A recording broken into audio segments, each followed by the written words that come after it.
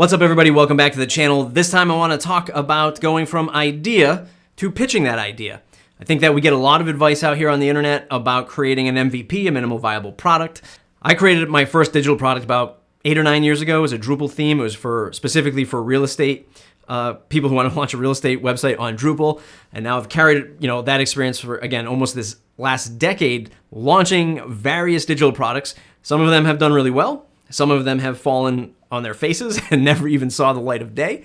But what I found is taking the idea and launching it is difficult because there's a lot of things that happen in the middle, as a lot of people know.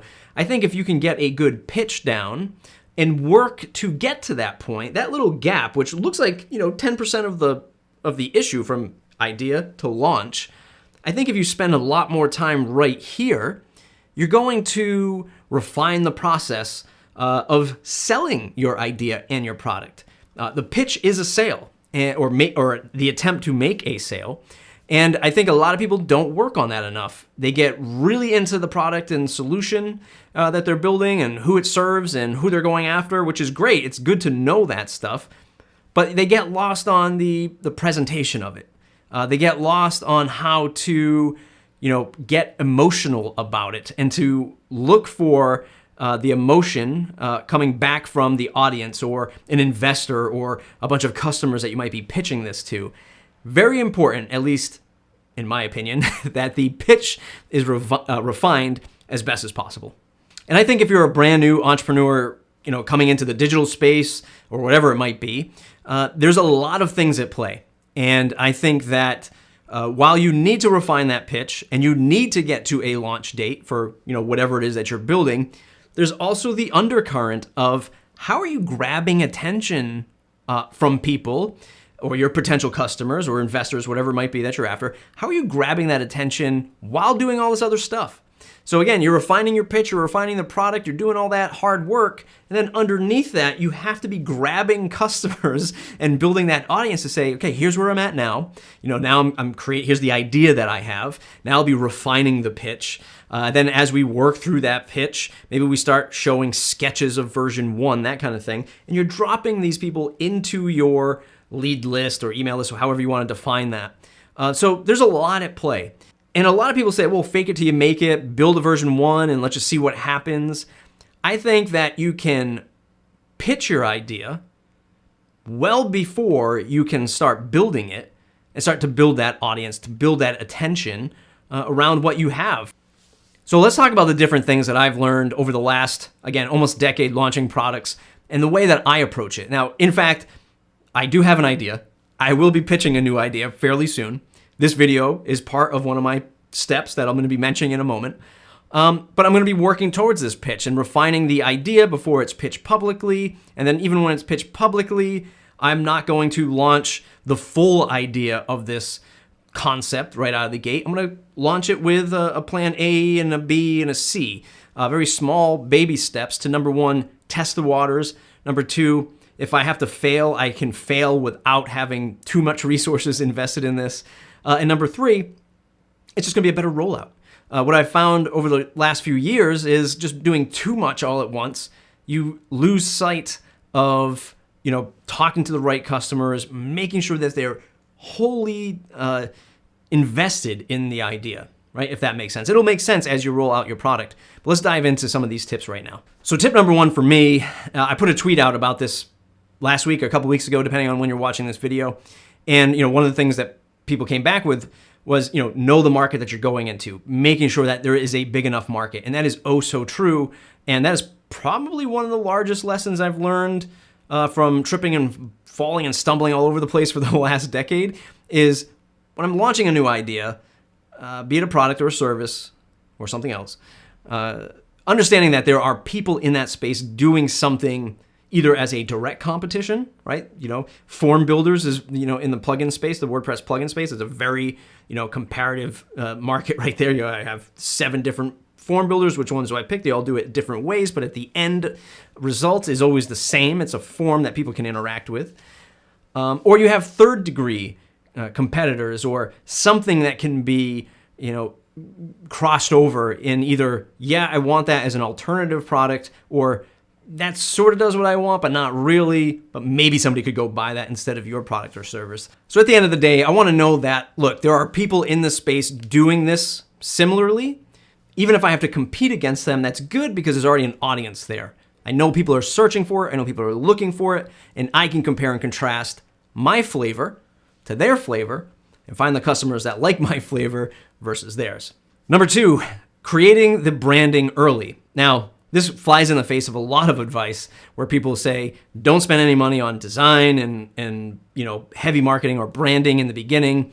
Don't do the logos before the product is made, which I do agree with, but in this new idea, because I feel like I'm going into a more competitive space, that having a solid branding out of the gate is going to be very important. And I'm just getting a logo done for this new idea because to me, presentation is very important, right? How you are pitching this, no pun intended, how you're pitching this, if it looks good, people are going to be more apt to listen. And I know that with so much attention being drawn from my potential customers from just the other competitive products, but hey, I want to shut this down and go watch Netflix now, I want to at least have something I can hold on to that says, this looks good, you can trust that I'm going to spend some time investing in this new idea, why don't you follow along for the ride or at least listen to this pitch? So branding early, at least in my opinion, is very important. And if you can find somebody who's fairly affordable, that does good graphic design to create those visuals for you, all the better. So number 3, I start talking to people about this idea. Once I've internally validated this idea, and do that in 2 different ways. Number 1, I write things down on a to-do list, right? So if I have this new idea that pops in, I write it down, I'll revisit it later. If it's crazy, I forget about it. I mean, that's just an audacious idea, and I will revisit that if it pops back into my mind. And I will forcefully try to forget these things so I don't spend any time on them. And if they repeat themselves, then I start to dig into them a little bit more. But some of the more cut and dry ideas, like the real boring business ideas, like I think I can, find a market a product to that and sell it to them at XYZ dollars. I'll write that stuff down. I'll look at it. I'm like, yeah, you know what? I'm really not interested in that. That's how I sort of internally validate the ideas. And then once I know I have something, then I start talking to people, colleagues and friends, and I start pitching them the pitch, if this makes sense. So I say it's really super early. Here's the idea. Here's the components. And depending on who the person is, I'll actually tailor the pitch to that person. And what I'm doing there is I'm testing different angles on how I would market this, how I would pitch this publicly to find out which one gets the best reaction. And sometimes I'll even throw a curveball in there or a monkey wrench into my own idea. And I will purposely break my pitch to see if somebody can put the pieces of the puzzle back together for me. And I want to see if they have an aha moment with just the puzzle pieces I gave them, just to see where it leads. I think a lot of people will just yes you to death, which is a craft onto its own to find people who are going to tell you the truth about a product or an idea. And if you get caught in that, where people are like, yeah, it's a great idea, good luck. But they don't really give you the constructive criticism that you want. And not even that you want, but you need to hear in the beginning so you don't find yourself wasting time. So I'll purposely break an idea or a pitch to see if they'll put it back together for me with either something I haven't thought of yet, or if they really deconstruct it and say, you know what, that'll never work. And I use that. I probably use 80% of that feedback to start to shape the eventual pitch, which ultimately shapes the eventual product. Number 4, very simple. Once that I have started working on the pitch, and by that I mean once I start writing out the bullet points, the copy, the dialogue around this brand, around this idea, around this mission, immediately put up an interest list, which is just an email newsletter.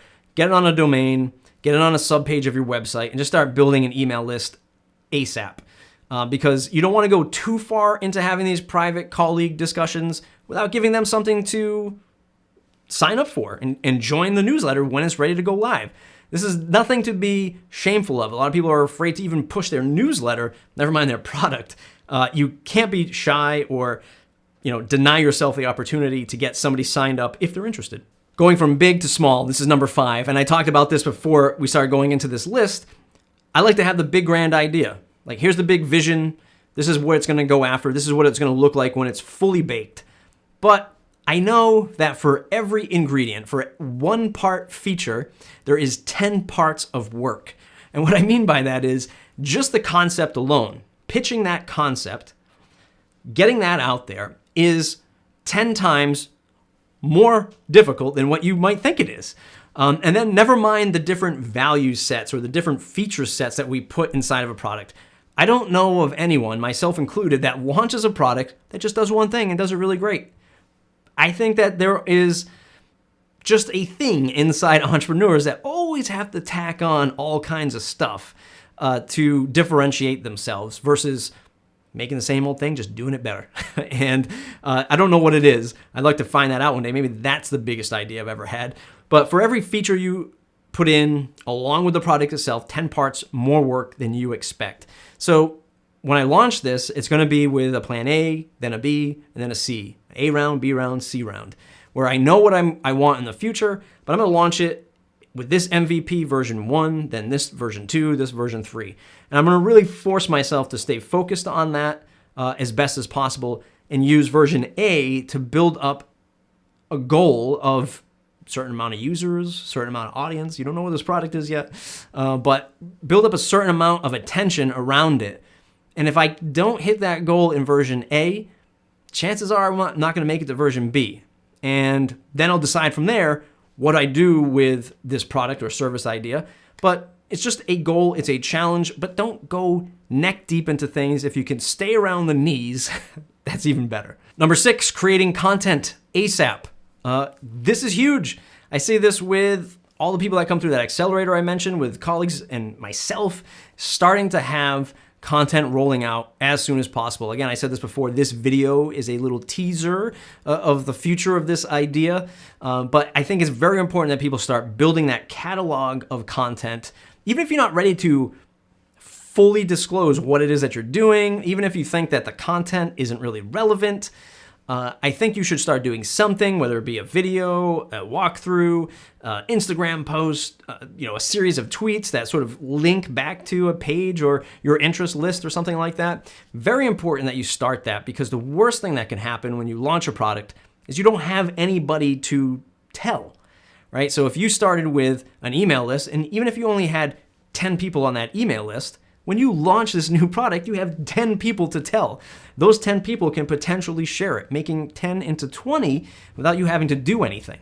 If you give yourself enough time to build up a content list before launch, it's even better. But you want to move as fast as possible while giving yourself a chance to refine the pitch, refine the idea, and grow that list. So what do you think? How are you launching your idea into the pitch phase? What are you doing to craft the pitch? Are you working on the pitch? What struggles do you have with pitching or presenting or selling your product? Let me know in the comments below. I'd love to help you out. It's mattreport.com, mattreport.com/subscribe to join the mailing list. Hey, got something new coming. Stay tuned. Stay tuned. This is a little bit of a teaser video. We'll see you in the next video.